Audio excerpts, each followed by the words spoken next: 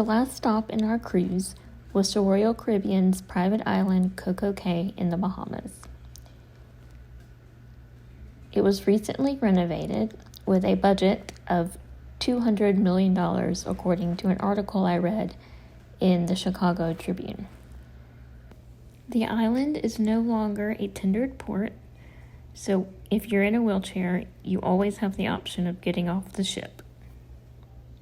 Another major improvement was the addition of paved walkways that surround the interior of the island.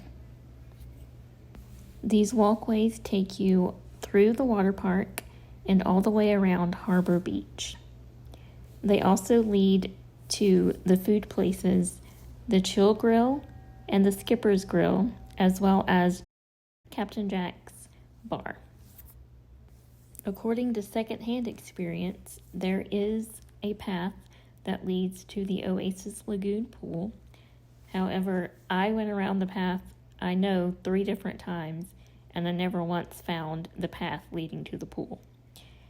If you do find it and you do get to the pool, supposedly there is also a pool lift as well as a zero entry side to the lagoon pool.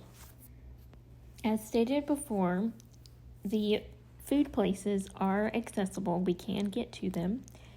And so once we have our food, there becomes an issue.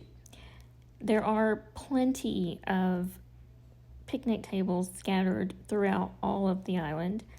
On the map here, all the tables are under the orange rectangles. However, every single one of those tables is surrounded by sand with no way to get to them. Captain Jack's was the only place that had tables that we could get to. And even then, there might have been 3 tables that were not high-top bar tables. Skipper's Grill had a patio full of tables. However, that patio did not have a walkway towards it. You had to go through sand in order to reach it. One positive is they do offer beach wheelchairs free of charge on a first-come, first-served basis. However, there is nowhere for you to store your chair once you have transferred into it.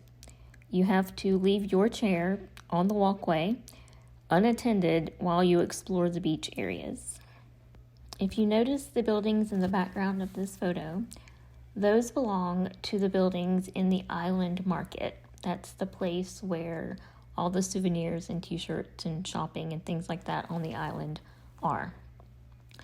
There are no walkways to or within the island market, so it is completely inaccessible to you unless you're in their beach wheelchairs. They do offer tram services that are accessible. We can get on them.